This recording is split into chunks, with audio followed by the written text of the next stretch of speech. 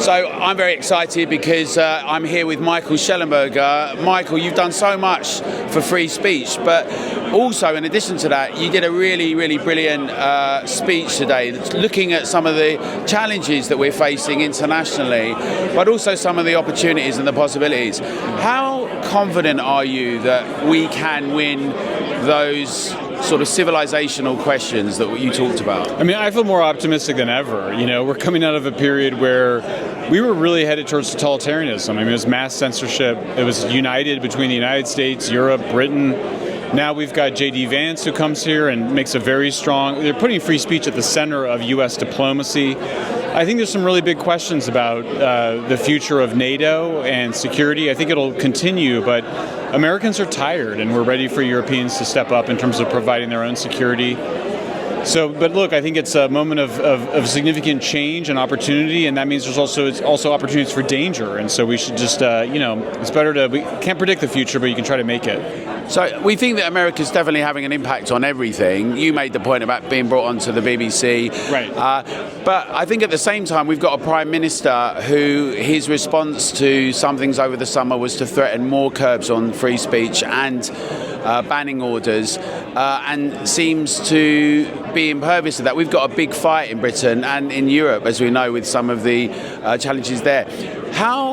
But it's remarkable to see what's happening in America. I mean, what would you say, just in terms of following suit type thing here?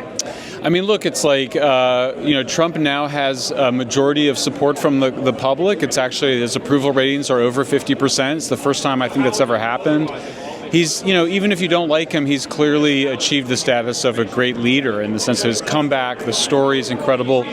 The left is really lost and disoriented. They have no way to make sense of what's happened. Their view of the world is that the world was run by experts and that they were the experts and that they had the right to censor and decide things. And obviously the public has rejected that quite soundly.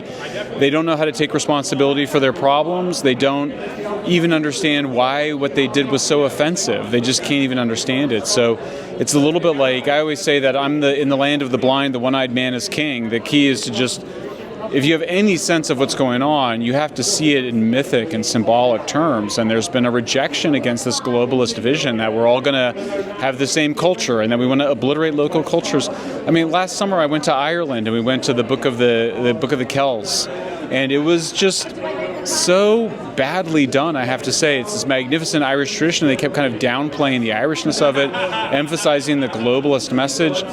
We don't visit other countries to be reminded of some global monoculture. There are national traditions that are very significant to be grounded in, and so I think it's a moment to reestablish the global order. It's not a rejection of trade or tourism or immigration, but it is to say it just went too far in that direction. I think final question, just because the session is going to be starting soon. One of the accusations that's made by enemies of these kind of discussions is that people are far right, you're far right, we're far right, everyone's far right. Which obviously, for some people, they're just laughing at that stuff now. How much of that do you think holds and carries with people in swaying their attention? Less than ever. I mean, the problem when you call everybody racist or far right or fascist for years upon year and they don't behave that way is it starts to lose its impact. And the fact of the matter is much of what the Trump administration has done so far has been very moderate. I mean, just take the trans issue. I mean, the vast majority of people are against it. It's something like 70 to 75% of the public doesn't want males in women's sports or spaces.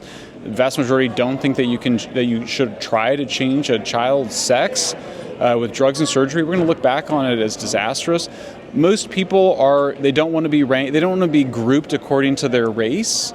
We know races exist, but we don't like to be generalized around our race. These are exceedingly moderate positions, mainstream common sense positions in the United States. So the labeling of them by people calling them far right, they're actually just putting themselves and marginalizing themselves as far left. Well, Michael, thanks very much for all the stuff you've done. It's really good to speak to you. Thank you very much.